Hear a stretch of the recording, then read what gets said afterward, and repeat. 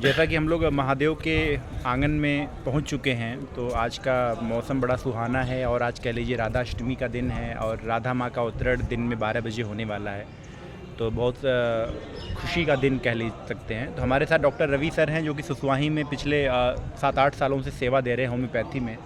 Sir, मेरा आपसे question है कि ये जो धर्म है, ये मानव जीवन के लिए क्यों ज़रूरी है? धर्म जो है मानव जीवन के लिए क्यों ज़रूरी है, और एक मानव जीवन में धर्म की क्या प्राथमिकता है? मैंने ये देखा है कि बहुत सारे ऐसे लोग हैं कि जो बोलते हैं कि ये धर्म जो है सिर्फ़ एक दिखावा है, इससे कोई फ़ायदा नहीं होता। और बहुत सारे ऐसे लोग मैंने देखा है कि जो मंदिर नहीं जाते हैं, तो उनका सबसे पहला डायलॉग होता है कि आत्मा शुद्ध होनी चाहिए, मंदिर जाने से कुछ नहीं होता। तो ऐसे लोगों से मुझे बड़ी चिढ़ होती है कि वो मंदिर नहीं जाएंगे और ये सबसे लाइन सटीक चिपकाते हैं, हमारा दिल साफ़ है, हम स्वच्छ हैं। तो आप सारी बातों में प्रकाश डालिए कि धर्म एक इंसान को किस तरह से चेंज करता है। जी, आप उम्मीद करते हैं हमारा क्वेश्चन समझ गए होंगे। जी, आपका बिल्कुल जो सवाल है वो यही है कि धर्म की क्या है। देखिए, धर्म एक जीवन जीने का या एक वो माध्यम है जिसके थ्रू आप अपने लाइफ को बहुत ही सिंपल कर लेते हैं, बहुत ही साधारण कर लेते हैं। जीवन में बहुत उतार चढ़ाव आते हैं, बहुत ही नकारात्मकताएं आती हैं, बहुत से ऐसे दुख आते हैं, परेशानियां आती हैं, जहाँ पे आदमी टूट जाता है और आदमी को लगता है कि यार ये जीवन में कुछ बचा नहीं है। तो धर्म, आस्था, विश्वास जो होता है वो आपको बांध के रखता है, एक आत्मीय बल देता है, आत्मीय स्थिरता देता है और आत्मा को सुधार करने का एक माध्यम बनता है। ये बहुत महत्वपूर्ण होता है। धर्म का अर्थ ये बिल्कुल भी नहीं होता है कि हम सिर्फ जाएं और कुछ प्रसाद चढ़ावा कराएं, ईश्वर से हाथ जोड़ कर कुछ अपनी विनती पूर्ण करें, प्रार्थना करें। सिर्फ यही नहीं होता, हालांकि ये भी एक हिस्सा है, पूजा पाठ धर्म का एक हिस्सा है, लेकिन सिर्फ ये जो कि 95% 99% लोग ये करते हैं कि आप ईश्वर हैं तो बस कुछ मांगना है, कुछ प्रसाद चढ़ाना है कि हम इतने लड्डू चढ़ा देंगे, इतने प्रसाद चढ़ा देंगे। धर्म की सोच लोगों की यहीं तक है। ऐसा बिल्कुल नहीं है। धर्म की सोच ये बिल्कुल ये मतलब कहते हैं कि 1% भी लोगों को नॉलेज नहीं है इस मामले में। धर्म को पहले पढ़ने के लिए आपको पढ़ना पड़ेगा। आप गीता पढ़िए, आप रामायण पढ़िए, आप पुराने जितने पुराने किताब हैं, जितने भी अध्यात्म के किताब रहे हैं, जिन्होंने अपना पूरा जीवन समर्पित कर दिया है धर्म के लिए, उनसे सीखिए कि उन्होंने क्या किया है, उनकी क्या मानसा, क्या वो सिर्फ वो प्रसाद चढ़ा के अपनी मांगे पूरी कर रहे थे कि मुझे ये कर दीजिए, मुझे घर, गाड़ी, बंगला, बंदूक, मतलब हर तरह की मांग कर रहे हैं। तो ये मांगे नहीं होनी चाहिए।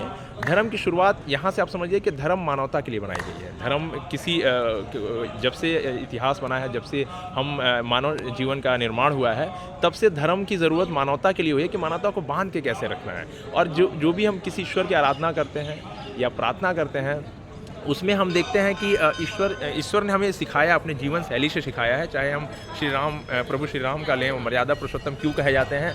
क्योंकि उन्होंने सिखाया है कि एक मर्यादा पुरुषोत्तम की क्या परिभाषा है, एक पुरुष होने की क्या परिभाषा है, उनकी त्याग का क्या परिभाषा है। उन्होंने अपना घर त्याग दिया, पिता के आदेशों का किस तरह पालन किया, उन्होंने किस तरह से अपने पूरा जीवन एक राजा होने के बावजूद भी वो जंगल गए और उन्होंने जो वनवास काटा है, उससे शायद अगर वो वनवास नहीं जाते तो एक नॉर्मल से इंसान बन के, नॉर्मल से राजा बन के, जो दुनिया भर के राज किए, राम नहीं हो पाते, चल जाते, राम नहीं बन पाते, पुरुषोत्तम राम नहीं बन पाते, जिसकी आज दुनिया सराहना करती है, जिनको अपने अवतरण में रखती है, जिनकी पूजा करती है, जिनकी आस्था रखती है।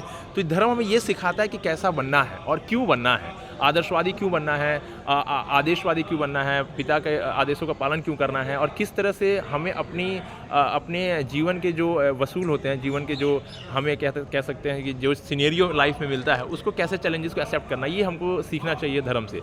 उसी तरह से अगर आप श्री कृष्ण की बात करते हैं तो प्रभु श्री कृष्ण का पूरा जीवन आप देखेंगे, जो जिनके जन्म हुआ है वो खुद एक कारावास में हुआ है, और उसके बाद किस तरह से उनको यमुना जी के साथ पार कराया गया संघर्षों के साथ।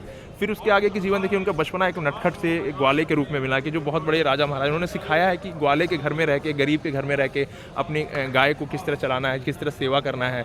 उनके नटखट बना बचपन के कितना बढ़िया सुनहाना रहा है। फिर जवानी की बात करें तो जवानी में उन्होंने ये दिखाया कि प्रेम क्या है, प्रेम को परिभाषित कैसे करते हैं, प्रेम जीवन में कहाँ तक है। प्रेम की भाषा अभी भी लोगों को सिर्फ यही लगता है कि एक लड़के लड़की के बीच में प्रेम होता है, एक लगाव होता है, एक इंटीमेसी होती है, एक अट्रैक्शन होता है, वहीं तक। लेकिन प्रेम की एक्चुअल में भाषा क्या है, प्रेम को किस तरह किया जाता है, उन्होंने प्रेम को जिया है और जी करके उन्होंने प्रेम को बताया है।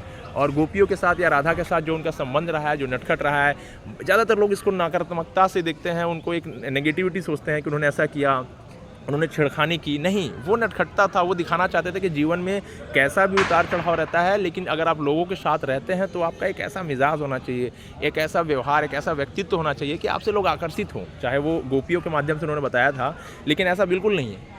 आपने रामायण में देखा, क्षमा चाहता हूँ, अगर आपने महाभारत पूरा उठा करके देखा है तो उन्होंने अपना जीवन इस कदर जिया है कि जब बचपना जिया तो आज भी माताएं कहती हैं कि देखो मेरा बेटा नटखट कान्हा बन के घूम रहा है। जवानी इस तरह जिया कि आज भी लोग कहते हैं कि देखो कान्हा के प्यार में मजनू बहुत कान्हा बन के घूम रहे हैं, बहुत रासलीला रचा रहे हैं। और अपना उन्होंने मानवता की जब बात आई, जब अपने कर्म की बात आई, तो उन्होंने इस तरह का मतलब अपना परिचय दिया सामाजिक रूप से कि उन्होंने विश्व का सबसे बड़ा युद्ध करा दिया। और विश्व की सबसे बड़ा युद्ध कराने के बाद जब उन्होंने ज्ञान की बात की तो ऐसा ज्ञान दिया कि गीता का ज्ञान इतना महत्वपूर्ण, इतना डीप ज्ञान दिया कि आज भी लोग उसको पूछते हैं। तो ऐसा हमको अपने अंदर ढालना है कि हमारा बचपना कैसे बीत रहा, हमारी जवानी कैसे बीत रही है, हम अपने पुरुष रूप में क्या कर रहे हैं, कर्म रूप में क्या कर रहे हैं, समाज के लिए क्या कर रहे हैं। और पूरे जीवन को आप देखेंगे तो उन्होंने अपने लिए कुछ भी नहीं किया, ना तो अपने लिए कुछ बहुत कुछ किया, बस उन्होंने समाज में, सेवा में, या फिर उन्होंने ये मार्गदर्शन दिया कि जीवन कैसे जीना चाहिए। तो धर्म को सिर्फ ये यहाँ तक धर्म नहीं है कि ईश्वर है, प्रभु है, आस्था है, गए प्रसाद चढ़ा, यहाँ तक नहीं छोड़ के रखना है। हमें ये सीखना है कि धर्म में मुझे एक चीज़ ये समझ आया आपकी बातों से कि अगर धर्म से जुड़ना है तो सबसे पहले हमें पढ़ना पड़ेगा ग्रंथों को, ग्रंथ किताबें पढ़ें तो वहाँ से हमें नॉलेज मिलेगा, तो हम ज़्यादा जुड़ पाएंगे धर्म से। बिल्कुल बिल्कुल। और हम एक क्वेश्चन ये पूछना चाहेंगे, आपने प्रेम की बात की, तो एक इंसान प्रेम प्राप्त करने के लिए किस तरह मतलब अग्रसर हो, क्या करे, असली प्रेम कैसे मिलेगा मानव जीवन में? देखिए, ये सवाल बहुत ही कठिन, बहुत ही कह सकते हैं कि एक आम सवाल नहीं है। एक चीज़ मैं और मॉडिफाई करूंगा कि लोग प्रेम प्राप्त करना चाहते हैं, प्रेम देना नहीं चाहते दूसरे को। सबको चाहिए, हर इंसान को चाहिए, किसी को देना नहीं है। तो उस पर आप प्रकाश डालिए। देखिए, पहले मैं प्रेम की बात तो बाद में करूंगा। जो आपने कहा लेना और देना चाहते हैं, तो याद रखिएगा, देने वाला जो भी होता है उसका हाथ हमेशा ऊपर होता है, वो हमेशा देता है ना। और जो देता है तो देने के बाद वो स्वतंत्र होता है, हाथ छोड़ देता है, खाली हो जाता है। बिल्कुल। और लेने वाला हमेशा हाथ फैलाता है। तो हाथ फैला करके कुछ चीज़ मांग रहे हैं, आप उस श्रेणी में आते हैं, या फिर देने वाले में देते हैं। तो देने के लिए बहुत बड़ा धनवान नहीं बनना पड़ता। ऐसा नहीं कि आपके पास बहुत करोड़ों की प्रॉपर्टी होगी तो आप दान करेंगे। ज़्यादातर लोगों का यही रहता है कि यार भगवान हमें इस लायक बना दें कि हमारे पास इतना धन आ जाए तो मैं ये करूँगा, ऐसा करूँगा, ये दान करूँगा, वो पुण्य करूँगा। वो जीवन में कभी दिन आएगा ही नहीं, क्योंकि जिसको देना रहता है वो शुरू से देगा। आप कुछ मत दीजिए। मैं कहता हूँ आप एक आम समाज में जाकर के लोगों को अपनी स्माइलिंग दीजिए, अरे देने का चीज़ है, वो भी देने का। आप लोगों के साथ एक नमस्ते करिए, प्राणायाम कर दीजिए, उन लोगों से प्रणाम, राधे राधे कृष्ण कृष्ण बोल दीजिए। तो उससे भी क्या आता है ना कि आपने अपनी श्रद्धा, अपने भाव लोगों को समर्पित कर दिया। अपना एटीट्यूड, अपना ईगो नहीं दिखाना कि हम क्यों करें। अनजान लोगों से मिल लीजिए, मिल करके दो चार बातें कर लीजिए कि यार मैं यहाँ का हूँ, हम ऐसा करें, सर आप कैसे हैं, बस दैट्स गुड। तो वो उससे बड़ी धरोहर कोई नहीं हो सकती। क्योंकि अगर आप किसी को देना चाहते हैं तो देने के लिए कहते हैं कि किसी को कुछ देना है तो बहुत ज़्यादा मतलब कुछ कॉस्टली एक्सपेंसिव चीज़ें नहीं दी जानी चाहिए, है ना।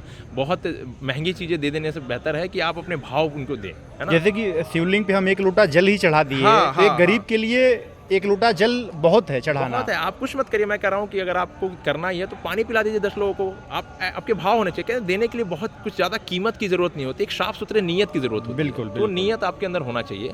अब मैं दूसरे सवाल में आता हूँ कि जो आप कह रहे हैं प्रेम की बात क्या है।